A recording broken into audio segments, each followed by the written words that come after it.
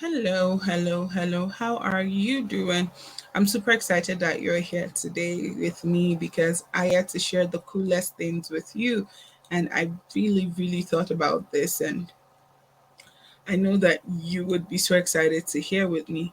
You see, when many people think they know what the word boundaries means, the truth is they don't really know because sometimes we think boundaries are like a property line or a brick wall used to keep people away, but really, boundaries are not rigid lines that are drawn in the sound that are clear for all to see. Boundaries are also a way to take for us to take care of ourselves. When you understand how to set and maintain healthy boundaries, you can avoid things like the feelings of resentment, of disappointment, of anger that build up when your limits have been pushed. And the truth is that boundaries can take many forms. They can range from being rigid and strict to appearing almost non existent. For example, if you have rigid boundaries, you might keep others at a distance. You might seem detached, even with people like your spouses or your children that are quite intimate partners. You may have very few close relationships or completely avoid close relationships.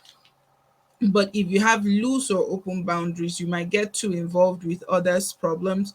You might find it difficult to say no to others' requests. You might overshare personal information with others, and you may seek to please others for the fear of rejection.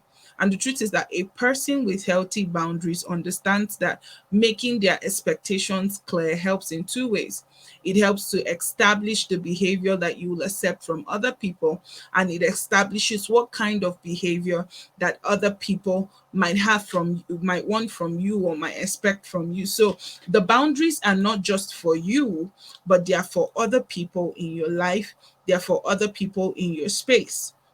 So, what are the things to expect if you have healthy boundaries? Number one, you share personal information appropriately, not too much, not too little, just the right amount. Number two, you may need to understand that your personal needs and wants, understanding your own personal needs and wants, and knowing how to communicate them with people. It's one thing to know what you want, it's another thing to be able to communicate it with people to a place where that they not only understand but they partner with you to see that what you want is how life is presented to you, right? And then number three is you value your own opinions, you value what you think. There's some people, when we keep going back and forth with our boundaries, it just shows people that we do not value ourselves, we do not value our own opinions, right? So when we have healthy boundaries, we're showing that we value our own opinions. Number three, or number four rather, we accept when other people tells us no. So you do not get offended when you hear the word no, because one of the things that people feel is offense when they hear the word no. People get offended, people feel like that's the end, that's not right, that's not correct. So when we begin to see these things, we now begin to realize that okay, it's very, very important that these boundaries are in place so that we can learn to say no and we can also learn to accept no. Because maybe what you're asking of me pushes my personal boundary, or what I'm asking of you pushes your personal boundaries. And in that case, no is very important to have been said as you journey. Now, there are different kinds of boundaries, right? Whether you're at home, whether you're at work, or whether you're with friends, or whatever it is, there are different kinds of boundaries. I'm going to look at five boundaries that could be. Number one, there are physical boundaries, and this refers to your personal space. It refers to your privacy, your body. So you might be somebody who is comfortable with public display of affection, like hugs, kisses, hand holding, or somebody that prefers not to be touched in public, right?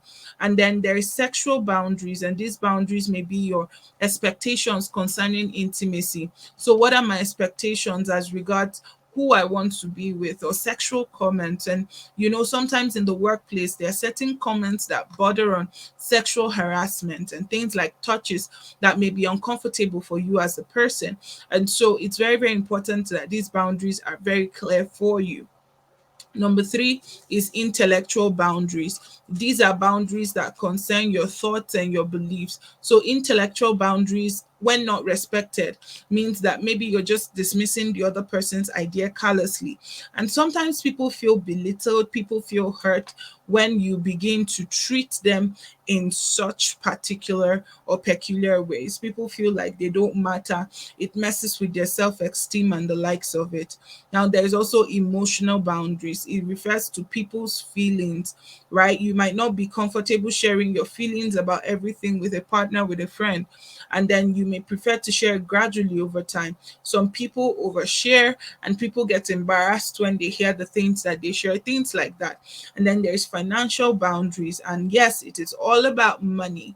If you like to save money and not spend it on trendy fashions, you might not want to lend to a friend who likes to spend money. So when we establish boundaries, we take these different kinds of boundaries into account. We consider them as we begin to establish what our expectations are. So, in a nutshell, personal boundaries really refer to being able to separate your personal feelings from someone else's. And as human beings, we have our own thoughts, our own memories, our own lived experiences, and sometimes they can be blurred with somebody else's. So keeping the boundaries healthy helps you to identify and maintain that space. It helps you to identify and just know that, okay, this is what needs to be done or how it needs to be done. A perfect example would be that maybe if you come off a meeting or a telephone conversation with your friends, your family, your coworker, or anyone really, feeling depleted, feeling anxious, feeling wound up, then that's probably because boundaries are being breached.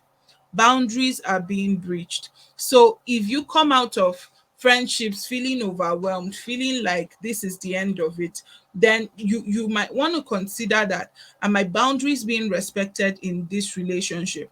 Because the truth is that certain boundaries are far more beneficial than just defining our identities. If I know who I am, then I must have corresponding boundaries to empower me to not fall into the trap of the imposter syndrome, of another person imposing their belief systems, their thought processes, their possibilities on me. So I have to come to that place where I'm not just taking their words for it. I'm actually now imposing my own thoughts, imposing my own lifestyles in the place of my identity.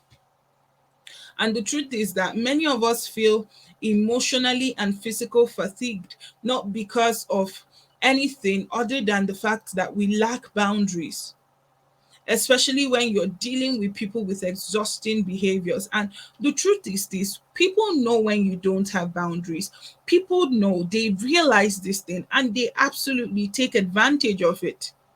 People take advantage of the fact that you do not have boundaries, because it limits, when you have boundaries, it limits your exposure to stress and your body's production of adrenaline and cortisol. That's the stress hormones, right? It protects your mental health, just having boundaries. And I know I said just having boundaries, but boundaries are a big deal. Boundaries are a big deal. You know what? I used to be a people pleaser. In fact, I will call myself a retired people pleaser, a retired um I want to be there for everybody. I want to do everything for everybody. I realized I got exhausted. By the end of the month, I am drained. I feel like I did 3 months and other people did a month. And I had to begin to ask myself questions. Why are you doing what you're doing? Is this necessary? Is this important? I realized that there is a boundary between caring for people and being used. And when people notice that you don't realize that boundary, it's very easy for you to be used. It's very easy for you to be manipulated into believing certain things, behaving certain ways, and the likes of it. So having boundaries have saved my life. And finally, about boundaries, boundaries promote a sense of autonomy. So in that case, you feel like you're in control. You feel like, I know what I want, I know what I don't want. You feel like the lines are not blurred, because I feel safe in my relationship, at work, and the likes of it. I feel very, very safe. So some examples of healthy boundaries are declining anything that you don't want to do. You don't have to say yes because you feel under pressure to say yes. If you don't want to do it, it's better for you to say no to it, right? Number three, expressing your feelings responsibly. Things like, as much as I want to support right now, I don't have the emotional capacity to. I don't feel that I can carry this emotionally at this time of my life. Telling people things like that will exonerate you from the pressures that you may feel to have to carry burdens that are definitely not your business. Number three talks about talking about your experiences honestly. Oh, I went through this and it made me feel overwhelmed. Or things like saying, for example, I've been very social all week and I kind of need the weekend to myself. That is very important. And then replying in the moment. And also, this is double edged. You can also reply in the moment, or you can wait till later to reply. You can wait till later to see, okay, as much as I want to do this for you, as much as I want to be this for you, that's not me right now. I'm not able to meet this need for you right now. And the likes of it. Let people know. Let people know that, okay, this is who I am. This is what I can do. This is what I can do. Replying in the moment. Things like, I can only stay here for 30 minutes. You can only have 30 minutes of my time. Before I lived in a place where I was like, oh, you can come over, you can come visit. And I noticed that people would just walk into my house, come to my house, and then whenever they come, I feel obligated to be a good host. So I put my life on hold. I put the things that I need to do on hold to host them, to be a nice person and be there for them. But then I realized people were taking advantage of it. So what did I do? If you want to see me, call me. You don't just come to my house. Because even if I'm home, if I didn't invite you to come, I will not see you. You see, that gave me that boundary to be able to plan my time and to say, okay, I can see a person at this time, I can't see a person at this time. It saved me stress and it saved me time. So I want to hear from you. What boundaries do you think are very important and why do you feel that they are important to have? I would love to really, really read from you. So let me know in the chat or send us an email to let us know. Until I come your way next time. Bye for now.